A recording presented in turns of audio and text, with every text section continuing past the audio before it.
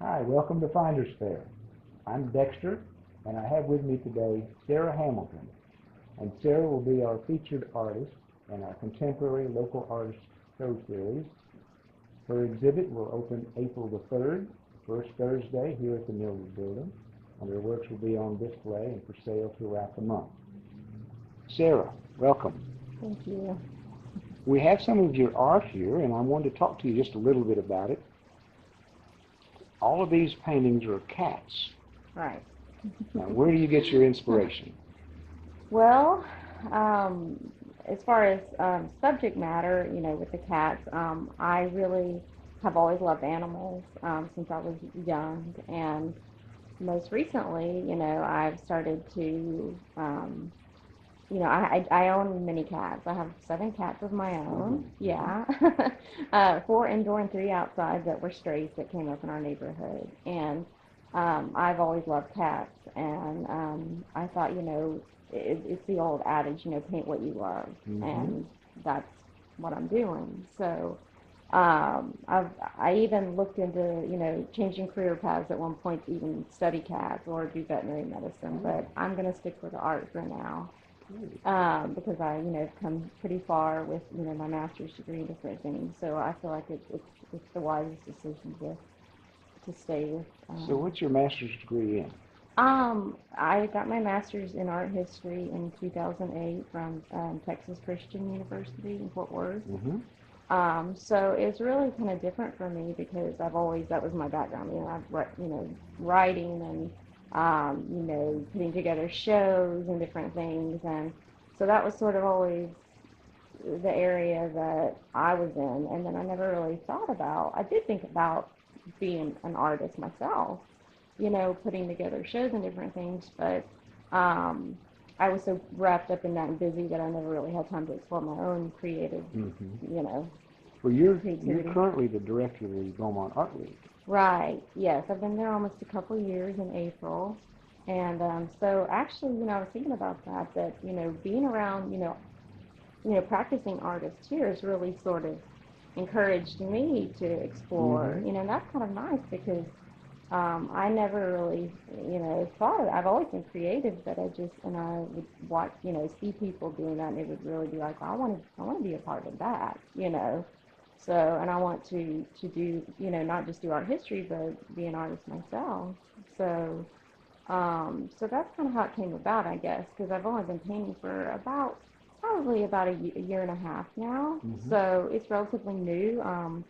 But and I did take some art courses in undergrad and graduate school. Well, undergraduate school, not grad, but so yeah. Well, you have a nice combination of creativity and talent. Yeah. Not everybody has that. Yeah. Let me ask you about this painting up over here. Okay. Now, that is one of your cats? Yes, those that's Phoebe on the left and Ash on the right. So those are 2 of the cats that I have now. So, and that piece is called Waiting. Waiting. Uh-huh.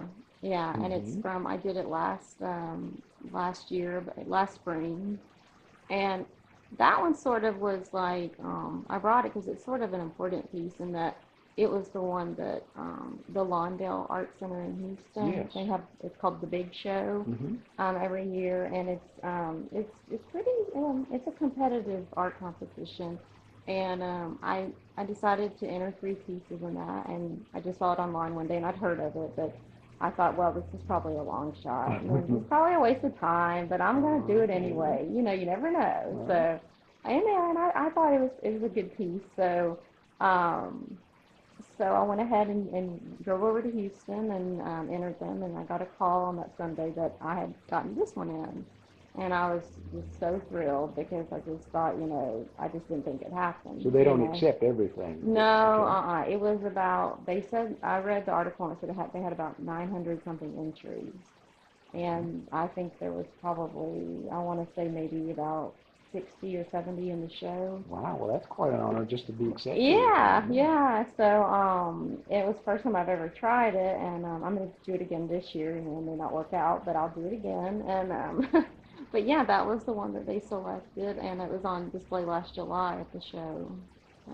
Now It's there's a lot of depth, textural depth Yeah. to the paint. And Mm-hmm. don't artists call that impasto? Yes, that's what that is called. Yes. And that, what kind of paint do you use? That is water soluble oils. I just use a water soluble just to make it easier to clean up, really. Instead of just the regular oils.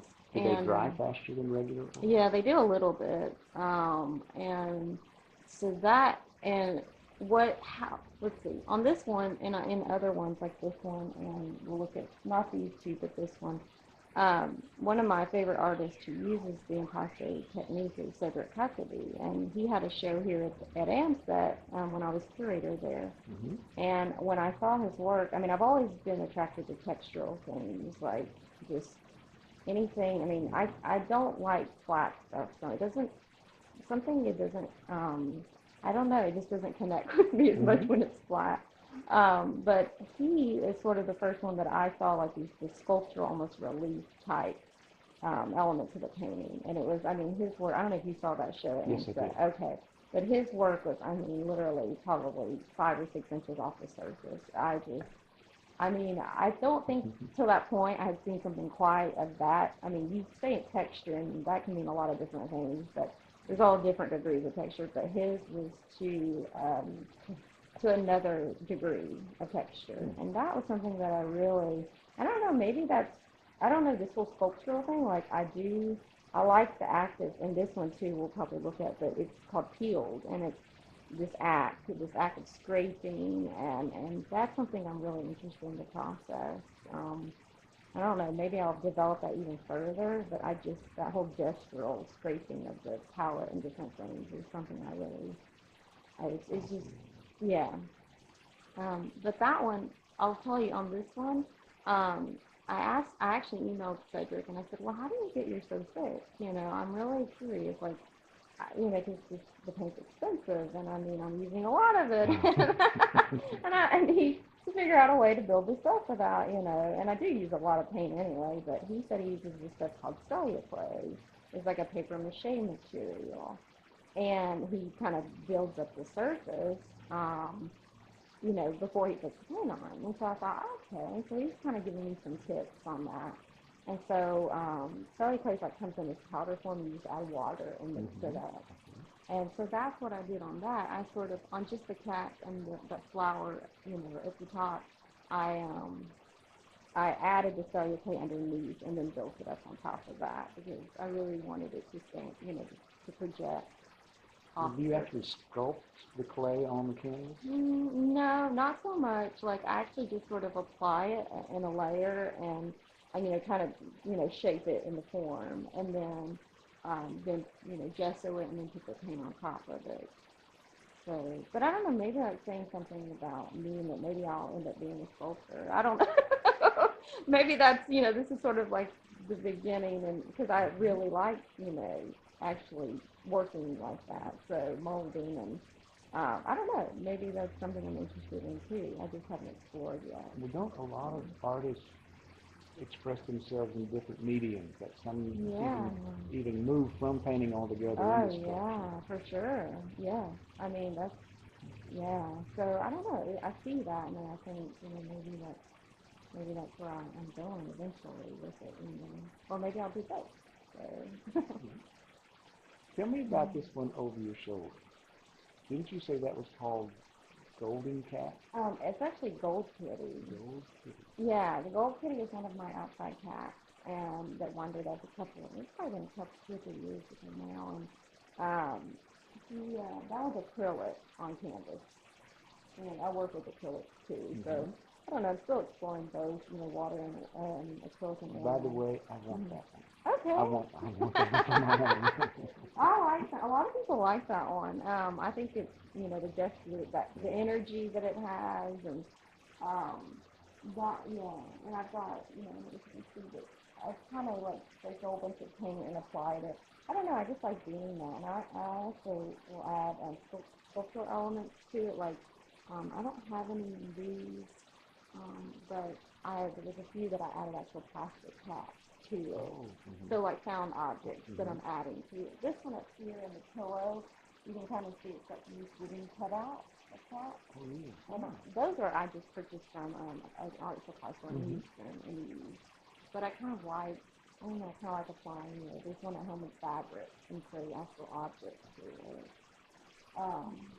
Yeah. A lot of people like that one. I think it's the colors and all the strokes and it, alive, Yeah. So, and this one you said was called Peel. Yeah. Mm-hmm. Now, is this, does this cat have an attitude? I don't know. I don't think that one does, but that one, like, I don't know, like, that one was just, it's funny because the day I made it, I was working on a bigger piece, and I had that leftover C.L.A.S.S, and I was like, you know what? I just sort of like, I had it left over, and I thought, you know what? I'm gonna apply this, and just, I had this idea that just popped up, and I was like, I'm gonna, make a cat with this, and just have the leftovers, and then I just, started scraping all the acrylic paint off the canvas, and I like that because it's not wasting anything. It's an added bonus, that you're not wasting the paint, so you actually getting it all up and applying it, and then I mixed a whole bunch of paint in with this background color. And creative with what you have. Right. That's interesting from I somebody like that's not, Mhm. doesn't have leftovers. Yeah. Well, are you looking forward to the show? Yeah, I'm very excited. This is sort of my first, I guess you'd say, solo show. I've been included in, some of the art league and competition shows, and the one in Houston. So this is my kind of first show, I guess. That's exciting for us. Yeah. We're glad to have you. Yeah, And thank you. And thank you for the opportunity. It's going to be April the 3rd, first Thursday at the Mildred. Please come by and visit, meet Sarah, see her work, and then you'll, like I said, we'll be here the whole month long. Thank you again.